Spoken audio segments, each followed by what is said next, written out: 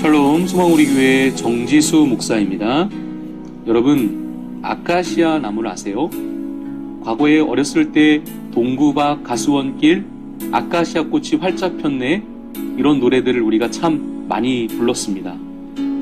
그런데 사실 이 아카시아 나무는 꽃향기만 빼면 골칫덩어리라고 합니다.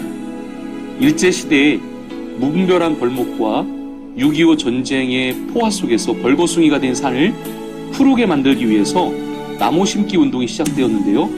그때 가장 번식력이 강한 나무인 이 아카시아 나무를 심었다고 합니다.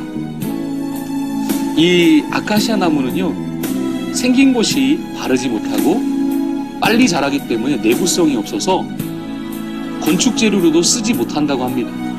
그래서 쓸 수 있는 용도가 한정되어 있는데 바로 땔감입니다. 그러나 소나무는 타닥타닥 끝까지 잘 타는데 이 아카시아 나무는 속이 생나무라서 처음에만 자자작 하고 타다가 조금만 지나면 겁만 타고 꺼져버린다고 합니다. 그러니까 땔감으로도 쓸모가 없는 나무가 바로 이 아카시아 나무인 거죠. 성경에도요, 이 아카시아 나무와 비슷한 나무가 나오더라고요. 그런데 이 나무는 놀라운 곳에 쓰입니다. 그것을 이해하려면 먼저 성경에서 말하는 성전의 개념을 좀 알아야 될 텐데요. 헬라어에서 성전을 나타내는 단어가 두 가지가 있습니다.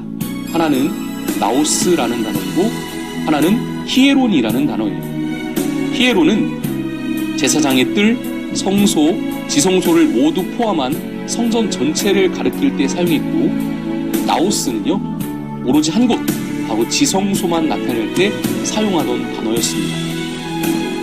고린도전서 3장 16절을 보시면 너희가 하나님의 성전인 것과 라고 되어 있습니다. 이때 성전에 사용된 단어가 바로 나오스입니다. 따라서 이 말씀을 정확히 해석하면 다음과 같습니다. 너희는 하나님의 지성소이다 입니다. 쉽게 말씀드리면 우리의 몸은 단순한 성막이 아니라 하나님이 불기둥과 구름기둥으로 직접 임하셨던 지성소인 것입니다. 그러기에 우리는 하나님의 모든 관심이 집중되어 있고 하나님이 직접 임하시는 소중한 존재인 줄로 믿습니다. 지성소 안에는 하나님의 법궤가 있죠. 아니, 엄밀히 말하면 법궤밖에 없습니다. 따라서 지성소는 법궤다라고 말해도 과언이 아닐 것입니다. 그런데 여러분, 놀라운 사실은요, 이 법궤를 쓸모없는 조각목으로 만들어졌다라는 사실이죠. 그리고 하나님께서 쓸모없는 그 조각나무 위에 금을 입혀주십니다.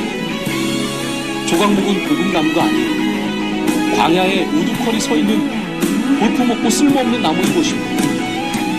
가구로도 만들 수 없고 건축 재료로도 쓸 수 없는 나무예요.